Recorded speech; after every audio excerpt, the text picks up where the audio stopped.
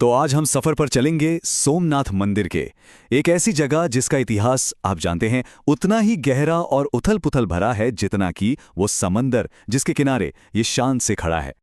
सोमनाथ की कहानी सच में शब्दों में बयां करना मुश्किल है। सोचिए, एक मंदिर जिसे कम से कम 5 बार तोड़ा गया और हर एक बार वो फिर से खड़ा हुआ।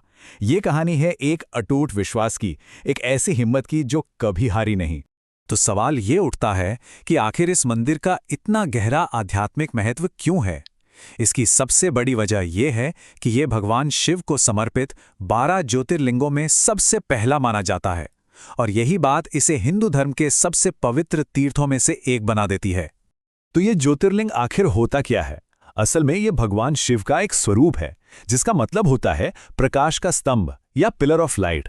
और सोमनाथ को इन 12 प्रमुख ज्योतिर्लिंगों में सबसे पहला माना जाता है, मतलब इसका दर्जा सबसे ऊंचा है। लेकिन इस मंदिर की कहानी का एक और पहलू है जो काफी दर्दनाक है। ये कहानी है हमलों की, बार बार की गई तबाही की।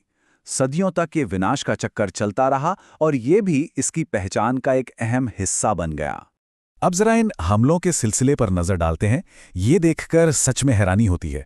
1026 में महमूद गजनवी ने इसे लूटा, फिर 1299 में अलाउद्दीन खिलजी के सेनापति ने, 1395 में मुजफ्फर शाह ने, और फिर 1706 में औरंगजेब ने इसे तोड़ने का हुक्म दिया। ये कोई एक दो बार की बात नहीं थी, ये तो करीब 700 साल तक चलने वाला एक ना रुकने वाला सिलसिला था। उस जमाने के एक इतिहासकार थे अल-बेरूनी। 11वीं सदी में उन्होंने लिखा था, और उनके शब्द उस दौर की भव्यता की एक तस्वीर दिखाते हैं, ठीक पहले बड़े हमले से। वो कहते हैं, मंदिर समंदर के किनारे था। ज्वार के वक्त लहरें सीधे मूर्ति को नहलाती थीं। ऐसा लगता था मानो चांद खुद मूर्ति की सेवा में लगा हो। ये वो खूबसूरती थी जिसे छीनने की कोशिश की गई। लेकिन जैसा कहते हैं ना, हर रात की सुबह होती है। तबाही की हर कहानी के सामने यहाँ एक और कहानी खड़ी थी, और वो थी फिर से उठ खड़े होने की। ये कहानी है इसके मानने वालों की उस जिद की जो कभी टूटी नहीं। तो देखिए, तबाही का जवाब कैसे दिया गया है। 1169 में राजा कुमारपाल ने इसे पत्थर से फिर बनवाया। 1308 में राजा महिपाल ने इसे ठीक करवाया। फिर 1783 में रानी अहेलियाबाई होलकर ने पास में एक नया मंदिर बनवाया। और आखिरकार आज़ादी के बाद 1951 में आज जो हम मंदिर देखते हैं वो बनकर तैयार हुआ। हर बार तोड़ने की कोशिश हुई और हर बार बनाने का संकल्प और भी मजबूत होता गया। और ये जो आखिरी बार पुनर्निर्माण हुआ, ये बहुत खास था। ये सिर्फ एक धार्मिक काम नहीं था, बल्कि ये एक नए आज़ाद भारत का प्रतीक बन गया। सोचिए, इस काम की बागडोर संभाली देश के पहले उप प्रधानमंत्री सरदार वल्लभ भाई पटेल ने, और इसका उद्घाटन किया पहले राष्ट्रपति डॉक्टर राजेंद्र प्रसाद ने। ये आज़ाद भारत के इतिहास का एक बहुत बड़ा पल था। और यहीं से हम आज के दौर में आते हैं। आज सोमनाथ सिर्फ एक मंदिर या एक ऐतिहासिक जगह नहीं है, ये उससे कहीं बढ़कर आज के भारत में एक बहुत ताकतवर प्रतीक है। बहुत से लोगों के लिए इस मंदिर का पूरा इतिहास ही इसकी सबसे बड़ी ताकत है। ये हिंदू आस्था की उस हिम्मत और जज्बे का प्रतीक है जो कभी हारा नहीं, जो हर मुश्किल के बाद और मजबूत होकर उभरा। इसी विरासत को लेकर एक आधुनिक राजनीतिक नजरिया भी है।